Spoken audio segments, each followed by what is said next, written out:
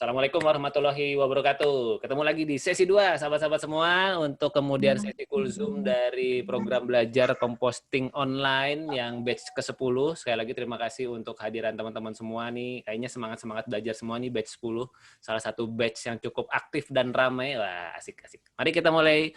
Setelah tadi kita mendengarkan ceritanya Kak Faradiba ya tentang ya mengolah sampah organik sudah bukan problem lagi buat beliau karena beliau sudah punya solusinya yaitu lubang organik. Nah, tinggal cemplungin aja dan ternyata tantangannya justru di sampah anorganiknya. Nanti coba kita carikan solusi. Siapa tahu kemudian ada pegiat, ada teman-teman yang punya concern yang sama terhadap bagaimana sampah anorganik dikelola di tempatnya Kak Faradiba. Sekarang kita ke Sukabumi, betul ya Kak Widi ya? Wah, kita ke Sukabumi bersama Kak Widi. Silakan Kak Widi.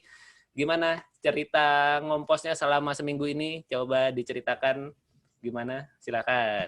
Iya, makasih banyak. Assalamualaikum warahmatullahi wabarakatuh. Waalaikumsalam, Kak Widi. Silakan. Alhamdulillah kemarin sudah coba mengompos. Sebenarnya udah dari beberapa bulan yang lalu ya, cuman ya itu namanya ilmunya belum banyak gitu ya, jadi masih banyak keraguan gitu. Tahu-tahu pas lihat air lindinya itu ya Mas ya, air lindinya ternyata udah ada gitu, terus ada binatang-binatangnya, saya juga jadi aneh sendiri, emang ini nggak apa-apa ya Kakak gitu. pakai apa waktu itu Terus ya metodenya, Kak Widi?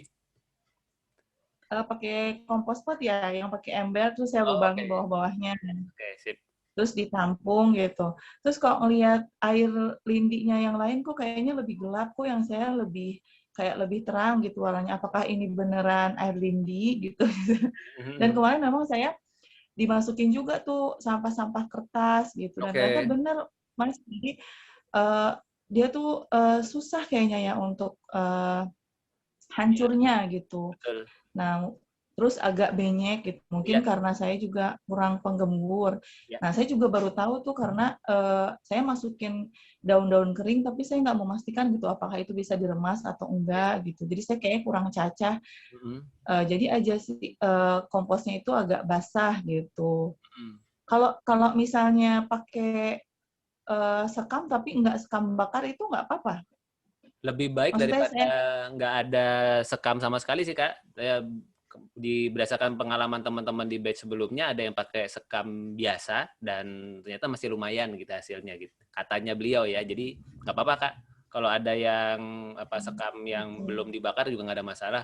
Mungkin salah satu treatmentnya adalah kalau memungkinkan cuacanya ya, itu ya di angin-angin lebih lama, dikeringkan lebih lama, atau mungkin ditaruh di tampah dulu gitu supaya kemudian dia lebih kering dan Oh, sebagainya, sehingga tujuannya kan supaya si sekam ini bisa menyerap air dengan optimal.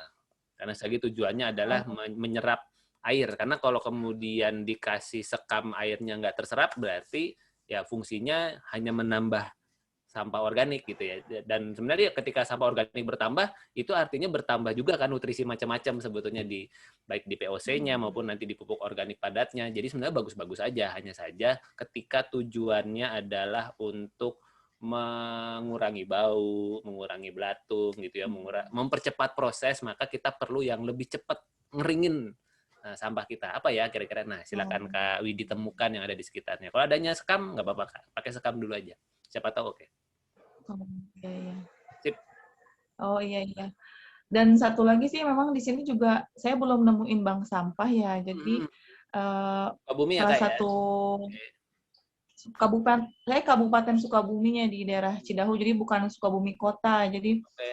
eh, belum nemuin di mana ya harus dikemanain tuh sampah-sampah plastik, sampah-sampah botol-botol gitu.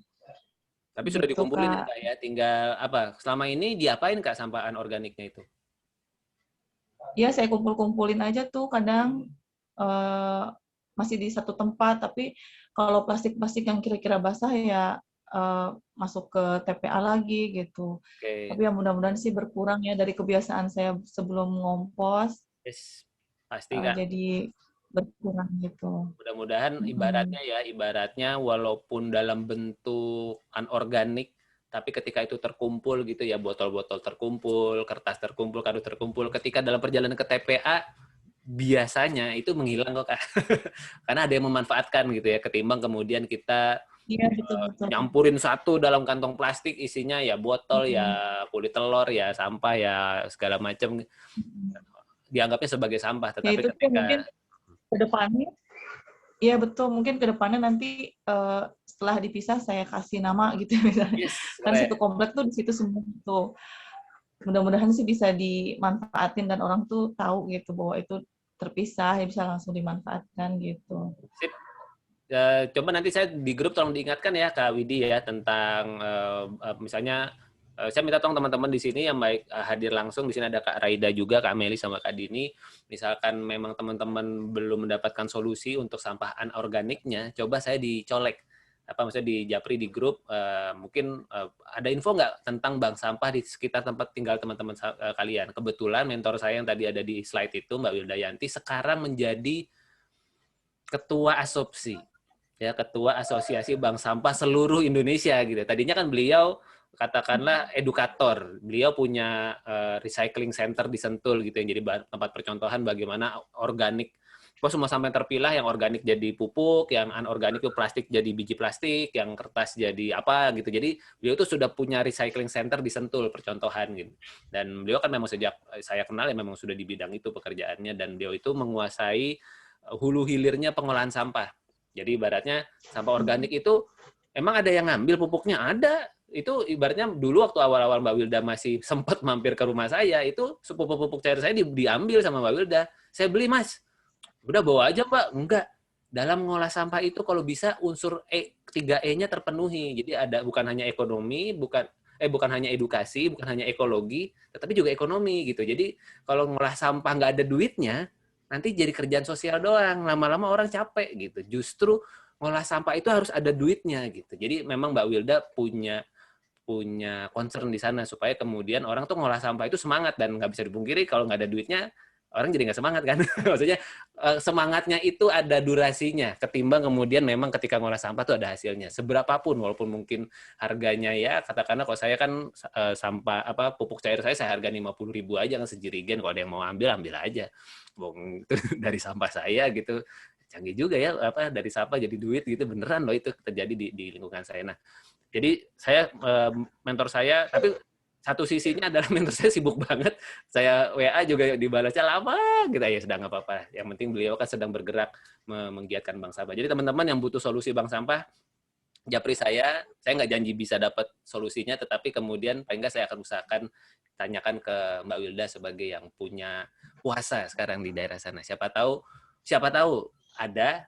Malah atau siapa tahu teman-teman mungkin nanti menjadi pionir-pionir penggerak bank sampah awal gitu, yang kemudian mungkin tergerak, kemudian pengen penasaran gimana sih bank sampah itu, bagaimana bergerak dan sebagainya.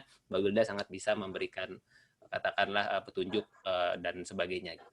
Begitu sih Kak Widi, terima kasih banyak. Applause dulu dong buat Kak Widi. Ya Kak Widi, Kak Faradibah, kalau ada yang mau ditanyakan lagi, pokoknya tulis di kolom chatting aja ya, misalnya nanti dalam perjalanan. Terima kasih Kak Widi sudah berbagi, mantap. Semoga semakin semangat dan semoga, saya tunggu hasilnya. Jadi setelah kemudian kan mungkin sebelumnya sudah mengompos dengan ilmu sebelumnya, ikut di grup ini dapat ilmu tambahan. Mari kita lihat hasilnya. Kalau kemudian berhasil, mudah-mudahan bisa menginspirasi. Kalau belum berhasil, yuk kita cari sama-sama solusinya. Oke, terima kasih Kak Widi atas sharing. Sama-sama. Mari kita jalan-jalan ke Bogor dulu. Ada Kak Dini. Halo Kak Dini, bisa open mic? Cek-cek. Apakah Kak Dini bisa mendengar suara saya, suara kami? Halo Bogor, hujan juga nih harusnya nih. Orang Jakarta Timur hujan gede. Nah, kalau Kak Dini belum monitor, nggak apa-apa ya Kak. Nanti saya geser dulu ke Kak Raida di Kuta Bali. Wah, bener ya Kak Raida di Bali. Gimana Kak Raida, monitor? Bisa open mic Kak? Cek.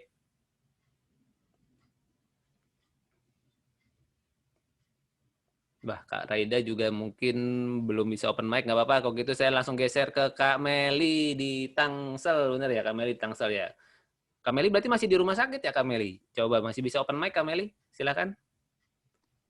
Ya, selamat sore. Selamat sore. Wah, Iya, luar biasa. Beneran loh, saya pikir apa di rumah sakit tuh ya apa katanya, ternyata bener kalau udah pakai masker itu hanya teman-teman di rumah sakit kayaknya.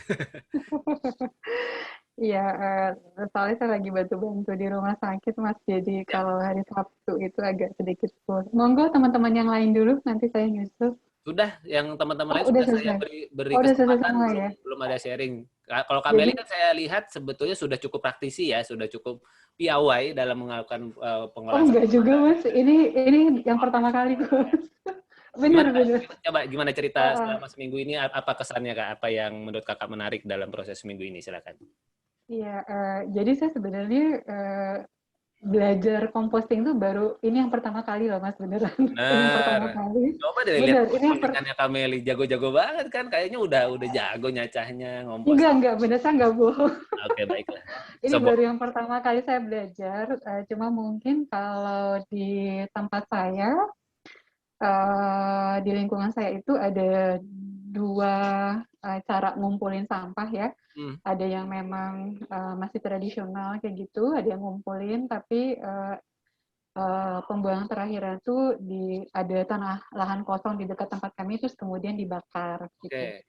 Nah, kalau saya sendiri sebenarnya udah ikut bank sampah sebenarnya. Ada ya, ada Udah, bank sampah ya di ada tempatnya bank ya. Oke. sampah dan mungkin udah ikut sekitar eh, 2 tahunan lebih Oh, ya gitu. Nah, cuma mungkin seperti mungkin yang saya sudah pernah sharing sama Mas Dito juga gitu.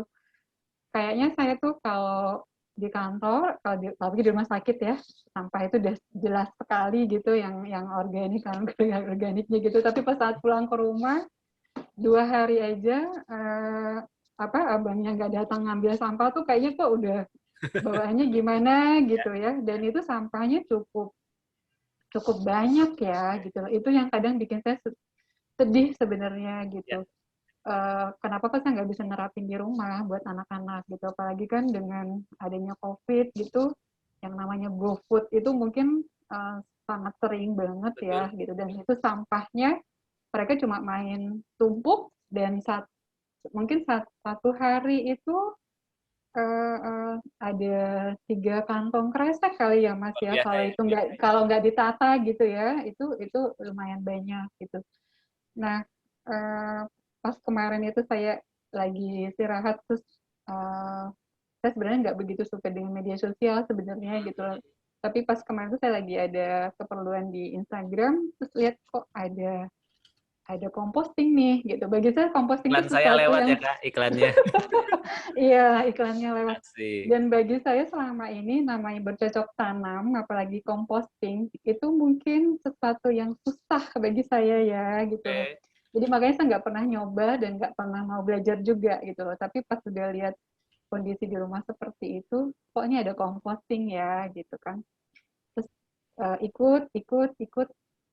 Setelah beberapa link YouTube di-share sama Mas Dito, saya beneran baca ya, beneran menyimak YouTube-nya gitu. Mm. Oh ternyata caranya kayak gini ya gitu. Oh ekoenzim itu kayak gini gitu. Dan kebetulan saya uh, sejak 2 bulan terakhir agak jarang ke kantor, banyaknya Oke. WFH Mhm. karena kondisi saya sebenarnya bukan karena pekerjaan, tapi kondisi saya nggak memungkinkan untuk tiap hari ngantor. Terus jadi saya banyak waktu di rumah sebenarnya. Tapi kalau hari Sabtu saya nggak bisa tawar itu gitu. Oke, oke. Jadi saya coba makanya namanya ekoenzim saya coba gitu.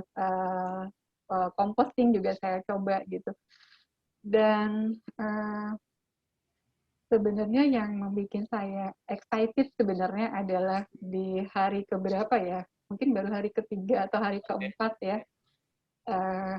Jadi pertama kali kita di grup udah aktif, saya juga mulai nerapin ke anak-anak aturan main untuk buang sampah gitu, memilah sampah dan buang sampah gitu. Dan hari ketiganya itu saya excited banget sih ya gitu, si abang yang biasa mungut sampah, saya biasanya tuh akan agak kesel juga kalau saya kelewatan nggak diambil sampahnya karena udah numpuk gitu loh Mas. Ya. Tapi pas kemarin itu abangnya ngetok-ngetok, bu sampah gitu. Padahal jadi saya belum ada sampah yang harus saya setor gitu loh. Jadi Biasanya si abangnya biasanya berkantong-kantong, kok biasanya sekarang malah saya belum nyetor gitu ya. berharap sampai si Oke. abangnya tuh sampai ngetok-ngetok pagar kan, bu sampah bu gitu. oh ya, Pak nggak ada sampah hari ini, saya harus setor gitu kan. Pasti dia Itu bingung, bagi wah saya kok bisa sesuatu begitu banget ya? ya. Ada rumah bilang nggak ada Iya. sampah. Luar Ya, biasa. itu sih bagi saya sesuatu banget ya apa yang disampaikan Mas Dito di awal yang namanya mindset itu memang harus kita niatin sih ya, Iya. gitu harus kita niatin. Mungkin selama ini kita mungkin saya ya, bukan kita kali. Saya Sama-sama, memikir Kak. sampah itu ya kalau pada saat udah jadi sampah bukan tanggung jawab saya gitu loh. Tanggung jawab orang yang saya minta tolong untuk ngurusin sampah. Ternyata itu nggak seperti itu adanya gitu. Dan alhamdulillah sih jumlah sampah sekarang cukup berkurang banyak ya. Mungkin kalau Mas Dito bilangnya 40%, mungkin kalau di rumah saya mungkin bisa lebih dari 40%, Mas. Jadi dari 3 kali mereka ngambil sampah dalam 1 minggu itu, saya cuma setor 1 kali, dan itu pun volumenya paling banyak itu cuma 1 kantong kresek.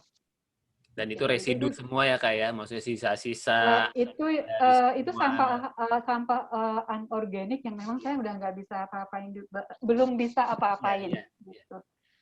Itu. Dan kalau untuk organik, kok bawaannya sekarang apapun yang organik pengen diselamatin ya gitu. Jadi apapun tuh yang baunya organik tuh, oh ini harus begini, ini harus beginiin gitu. Dan ya mungkin Mas Dito bilang ini Mbak Meli kayaknya udah praktisi banget. Enggak Mas, tapi bawaannya aja, oh ini harus beginiin, ini harus beginiin gitu. Itu aja sih. Dan alhamdulillah saya karena sebelum ikut composting itu juga mengkonsumsi ekoenzim untuk ada untuk tanaman kayak gitu, dan itu pricey juga ya gitu. Dan makanya saya juga agak semangat belajar ekoenzimnya gitu. Alhamdulillah saya udah punya beberapa botol untuk ekoenzim. Itu aja sih Mas Dito. Mudah-mudahan kita bisa saling menguatkan dan menyemangati ya. Oke, terima kasih Kak Meli. Plus dulu dong buat Kak Meli. Wah, ini ceritanya sangat apa ya? Ya buat saya itu teman-teman. Tapi sebelumnya saya mau ke Kak Dini sama Kak Raida, kalau udah bisa open mic kabarin ya Kak. Jadi apa ya? Saya ini kan kalau bisa dibilang ilmu-ilmu yang saya sharingkan baik nanti di e-book maupun nanti yang sudah saya sampaikan di Kulzum segala macam atau di Kulwap sebelumnya, itu kan sebetulnya hal-hal yang ya kebetulan aja saya sudah jalanin duluan gitu ya, dan saya terharu sekali, saya sangat bersyukur ketika apa-apa yang saya lakukan ini ternyata works, berguna untuk kemudian teman-teman yang bisa lakukan di tempatnya masing-masing gitu dengan gaya dan caranya. Makanya kemudian saya makin melihat ternyata memang semakin banyak kita bersama, semakin banyak kita belajar bareng-bareng, mudah-mudahan kita makin banyak dapat insight dan sebagainya. Dan Kak Meli, Kak Faradiba, dan Kak Widi adalah 3 di antara teman-teman yang sudah sharing, dan terima kasih banyak atas segala yang sudah dilakukan. Karena ya kalau tadi Kakak bilang mungkin buat saya hanya berkurang sedikit, tapi kalau sedikit kita bareng-bareng kan jadi banyak juga ya Kak. Jadi rame juga. Oke, terima kasih Kak Meli. Pokoknya nanti tetap ditunggu ya, kita masih punya waktu sebulan untuk sekitar 30 hari sebelum grup dibubarkan. Jadi silakan berbagi terus apa yang sudah dilakukan, siapa tahu menginspirasi teman-teman yang mungkin masih berproses. Terima kasih Kak Meli. Kalau ada pertanyaan lanjutan, langsung ditulis saja di kolom chatting, mungkin tiba-tiba terlintas dan sebagainya. Oke, sekarang kita ke Kak Dini. Oke, Kak Dini, sudah bisa open mic ya. Selamat sore Kak Dini. Dari Bogor. Sore. Iya, sore Kak. Gimana kabarnya Kak Dini, proses ngomposnya selama seminggu ini? Ceritanya. Belum telaten. Belum telaten. Belum telatennya gimana Kak? Silakan. Ya, karena kan ini baru jalan 2 minggu saya jadi ibu rumah tangga full time. Oh, tadinya sebelumnya apa Kak? Sebelum ibu rumah tangga? Saya karyawan swasta di oil and gas, tapi karena masalah krisis ekonomi jadi banyak pengurangan, saya termasuk yang kena. Ini baru jalan 2 minggu.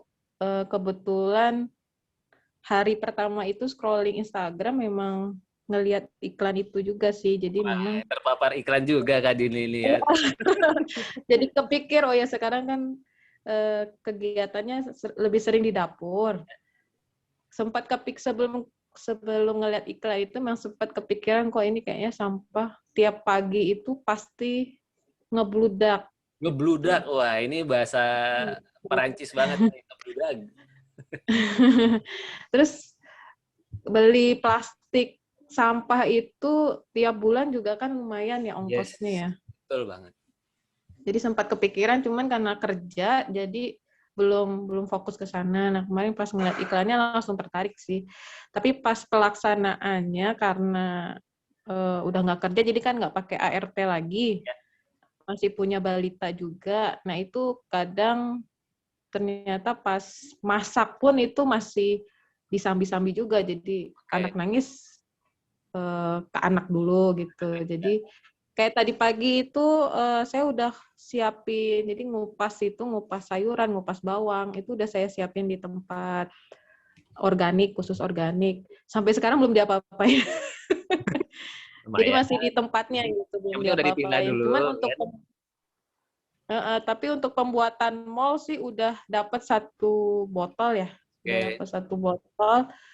Kemarin sempat kewalahan soal botol nih, sekarang saya udah dapat. Kemarin saya ngubungin mantan ART, beliau kan punya suami katanya suka ngumpulin gitu. Jadi saya kerjasama lah sama beliau jadi saya beli ke beliau botol bekas gitu. Jadi insya Allah sih tiap hari akan ada pembuatan mol. Mantap. Nah yang saya lagi tertarik itu ekoenzim. Untuk ekoenzim apakah harus kulit buah atau bisa juga dari kulit-kulit sayur dan bawang? Bisa Kak, yang pakai kulit bawang bisa. Kalau kulit sayur berdasarkan pengalaman, kulit sayur itu misalnya apa? Misalnya kulit sayur apa Kak? Coba Kakak sebut deh. Kayak tadi tuh yang sering kan saya wortel, kol, terus bawang merah, bawang putih, daun bawang, brokoli, kayak gitu. Berdasarkan yang apa ya? Anak-anak. Ya, kalau yang tadi yang Kakak sebutkan ada wortel, brokoli, kol, itu terasa keras di awal, tetapi ketika dia kena air, dia lembek. Dia hancur gitu ya. Jadi saya sih tidak sarankan kalau untuk kayak kulit wortel, kol, sama brokoli tadi. Brokoli itu kan kelihatannya aja batangnya keras ya. Tetapi dia begitu terkompos, dia empuk banget, habis dia gitu. Jadi itu yang kemudian karena ekoenzim itu kan butuh waktu 3 bulan nggak? Dia butuh 3 bulan, dan semakin keras kulitnya, itu hasilnya semakin bagus. Karena jadi harus keras. Harus kerasnya tuh keras yang ibaratnya selama 3 bulan dia terkompos, bentuknya masih begitu. Jadi dia nggak hancur, karena kalau hancur nanti dia jadi kayak apa ya? Jadi ekoenzimnya itu jadi lembek gitu ya. Jadi kemudian kayak kejus gitu. Nah, itu sebetulnya dari sisi hasil ekoenzim sebenarnya kurang bagus sebetulnya kalau yang saya pahami. Justru semakin keras kulitnya itu semakin bagus gitu. Jadi kalau kulit bawang masih oke Kak. Kulit bawang tuh masih bisa jadi ekoenzim. Tapi kalau kulit sayur-sayuran yang tadi Kakak sebut tadi, saya tidak terlalu sarankan gitu. Mendingan langsung dikompos ya. Nah, kompos aja kalau yang kulit itu. Kulit buah aja Kak, kulit jeruk, kulit apa lagi.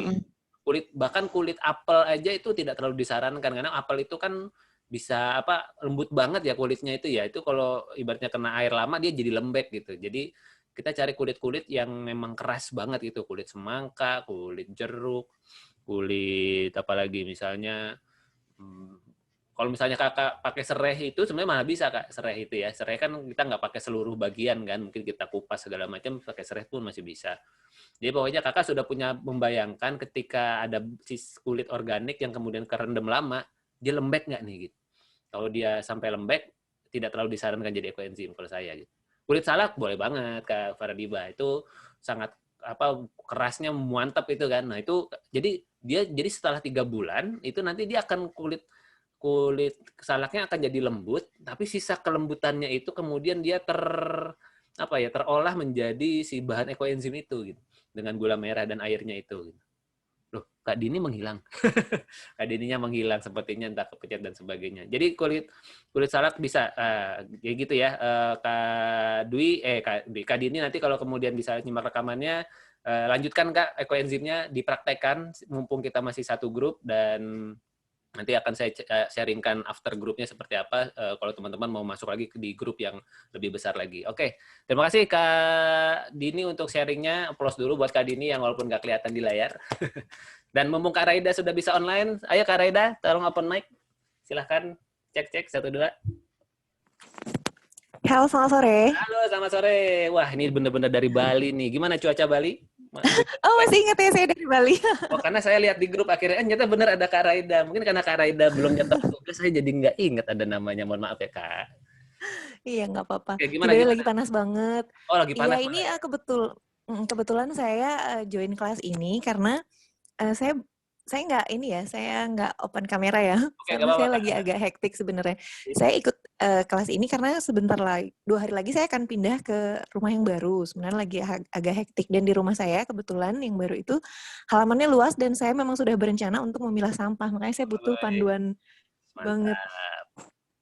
Untuk di Bali sendiri sebenarnya saya di Bali itu ada perkumpulan kayak RT RW-nya tuh namanya Banjar. Nah, di tingkat Banjar itu saya sebenarnya adalah pengurus bank sampah di Banjar saya. Oh, sudah praktisi anorganik. Tapi sejauh Oh, ini untuk organik sama sekali saya buta. Saya buta Oke. kalau yang organik. Kalau yang anorganik itu saya lumayan paham. Tapi di rumah saya sendiri yang isinya ada banyak orang, ada ipar saya, ada mertua saya gagal sih mengajarkan mindset untuk memilah sampah. Jadi ketika saya nanti akan pindah dan hanya ada saya, suami dan anak-anak saya akan mencoba Luar biasa. untuk benar-benar gitu. Jadi saya belum bisa sharing apapun, tapi saya mengikuti semua ininya, semua panduannya, dan saya tertarik banget untuk bikin ekoenzim dan mungkin akan bikin ini juga komposter dan biopori karena lahannya ada gitu. Mantap, Kak Raida. Kira-kira apa? Mungkin walaupun dari sisi organik Kak Raida belum praktek, kalau dari sisi anorganik pengelolaan bank sampah ada yang bisa di-sharingkan, Kak? Gimana antusiasme warga Bali? Terus gimana sih proses penyerapan bahan-bahan organiknya di tempatnya Kakak itu seperti apa, Kak? Kalau boleh di-sharingkan. Antusiasmenya lumayan tinggi karena ada unsur 3E itu tadi ya, ekologi, apa ya E-nya? Pokoknya yang saya ingat cuma ekonomi. Ya, karena emang itu bagus, Kak. motivasi Memang ininya. itu yang harus diingat, Kak, ekonomi. Jadi ketika ada motif ekonominya, mereka justru lebih semangat lagi. Kita bukanya sebulan sekali sebelum pandemi, itu bisa menghasilkan sekitar 1 ton. Oh ya? Wow. Dan itu itu banyak banget bisa. Sudah ada yang nyerap ya, Kak? Apa industri-industri? Sudah ada langsung. Kalau di Bali itu saya lupa nama ibunya, itu dia sangat aktif juga, dia penggerak bank sampah di Bali. Jadi udah tinggal connect ke dia yang nanti langsung menghubungkan dengan pengelola sampah-sampah anorganik itu. Mantap. Gitu. Apakah Pokoknya dibantu banget. Sampah anorganiknya apa saja yang bisa diambil di tempatnya Kakak? Plastik, kertas, aluminium, besi, terus kaca. Plastik itu berarti baru botol, itu aja sih. Botol plastik, termasuk plastik saset Kak mungkin? Plastik saset juga. Oh, iya. Yang dalamnya ada aluminium foilnya juga diterima. Oke. Gitu. Nanti kalau Kak Raida sedang berkegiatan dengan bank sampahnya dan kita masih ada di grup, coba di-share-kan ya Kak, apa mungkin lagi nimbang Kak, lagi ngumpulin segala macam, siapa tahu teman-teman bisa dapat inspirasi dari situ. Karena kayak tadi kan di sesi yang pertama kan Kak Faradiba cerita soal sampah organik nggak ada masalah, tapi anorganik nih nggak keserap gitu, jadi masih membakar sampah dan sebagainya di lingkungannya. Jadi mungkin siapa tahu dengan aktivitasnya Kak Raida gitu ya sebagai praktisi bank sampah jadi bisa menginspirasi bahwa sebenarnya bisa loh dilakukan seperti itu. Nanti mungkin Kak Raida bisa sharing tentang gimana sih awal mulainya bank sampah itu terbentuk dan sebagainya. Karena kadang-kadang bank sampah itu kan dimulai dari orang yang peduli, orang yang mau, dan kemudian dari situ kemudian link-link itu tiba-tiba ketemu saja gitu ketika kemudian kita sudah mulai tergerak untuk melakukan. Oke. Malah kalau di Bali belum ada sih ya, tapi kalau teman saya di Jogja pernah share malah ada aplikasinya. Kalau di Jogja itu udah ada apa ya namanya ya, saya lupa. Ya, kalau di Jakarta kita ada Duitin, ada armada kemasan Kak. Kalau di Jakarta. Iya, jadi dia juga udah melakukan pemilahan gitu di rumahnya dan tinggal pakai aplikasi nanti dijemput. Nah, itu lebih canggih lagi menurut saya. Wah, ini sangat memudahkan. Apa di Bali ada yang berpikiran bikin begini ya, ini bakal keren banget ke depannya. Mudah-mudahan karena dan yang terpenting kan kita mulai dari edukasinya dulu ya. Artinya apa? Setiap orang punya kesadaran buat milah sehingga ketika infrastrukturnya datang dan jadi kita tinggal manfaatkan. Mudah-mudahan begitu. Sangat benar. Wah, luar biasa. Terus berbagi ya Kak Raida, pokoknya kita tunggu update-update-nya. Kalau sudah pindah rumah, sudah mulai praktek, kita masih punya 30 hari ke depan buat sharing-sharing apa yang sudah Kak Raida lakukan. Oke. Siap, terima kasih banyak Kak Andit. Close dulu buat Kak Raida, terima kasih banyak. Saya coba respon pertanyaan yang ada di grup di 9 menit terakhir sebelum sesi 2 berakhir. Kata Kak Meli, coba bikin ekoenzim kulit lengkeng, reaksi gas lumayan cepat. Ya, apa ya? Gas itu memang reaksi wajar dan bisa beda-beda, bahkan untuk bahan yang mirip. Contoh saya ngolah kulit pisang. Di 2 batch saya, yang pertama itu gasnya banyak, yang kedua gasnya biasa-biasa aja. Jadi ya memang kewajiban kita kalau mau ekoenzim, yang perlu kita niatkan adalah di seminggu pertama itu kita sering-sering buka tutup botolnya gitu. Setiap hari, sehari 2 kali nggak apa-apa. Buka tutup botolnya bukan dibuka ke atas begitu ya, buka aja. Nah, tutup lagi gitu. Jadi hanya sekedar mengeluarkan gas yang dihasilkan dan itu adalah reaksi wajar dan memang kita perlu memberikan perhatian di seminggu 2 minggu pertama. Sama kayak mall juga, ada mall yang ngeluarin gas, ada mall yang gasnya biasa-biasa aja. Nah, itu yang kemudian kita perlu kenali karena apa ya? Dalam kita membuat sebuah bahan organik sangat tergantung apa yang terjadi di sekitar kita. Kelihatannya mungkin air sederhana ya, tetapi air itu bisa berbeda loh. Air yang kita pakai hari ini sama air yang kita pakai air besok bisa jadi kandungan bakterinya berbeda, kandungan apa ya pengolahnya berbeda sehingga kemudian mungkin di hari itu bisa menghasilkan gas lebih banyak, di hari berikutnya gasnya biasa-biasa aja gitu. Nah jadi apa karena kan misal kita hari ini saya hujan nih di Jakarta, maka air tanah yang ada di saya itu bisa jadi berbeda kandungan pH-nya, berbeda kandungan mikrobanya dan sebagainya. Jadi itu yang kemudian apa ya perlu kita sikapi dengan santai saja gitu, dalam artian ya memang yang penting kita tahu bahwa selalu ada gas dan itu yang kita coba maintain gitu ya Kak Meli ya. Mantap, lanjutkan tadi yang si kulit lengkengnya.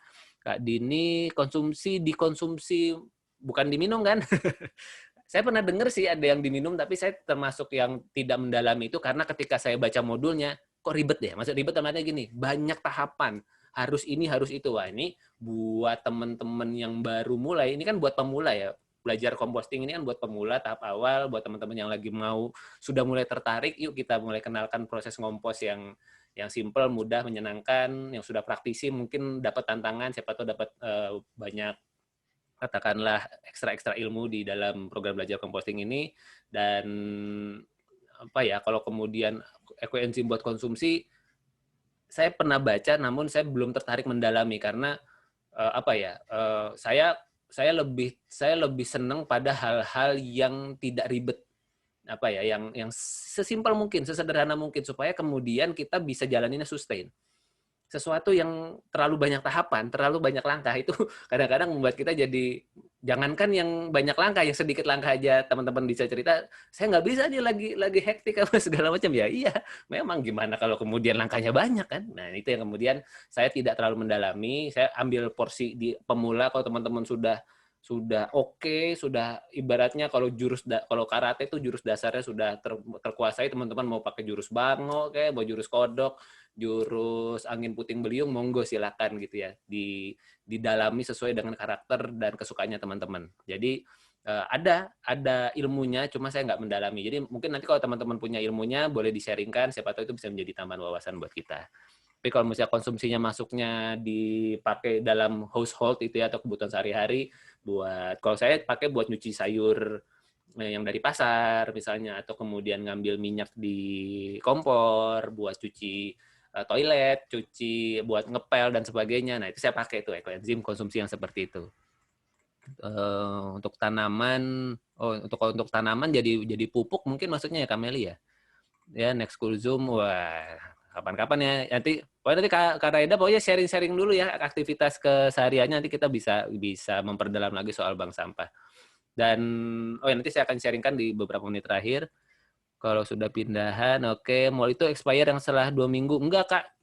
Apa ya, pengalaman saya expire itu adalah ketika kita cium baunya, bau tapenya udah nggak kerasa. Itu boleh disebut sebagai expire. Artinya ya udah dituangin aja ke tanah gitu ya.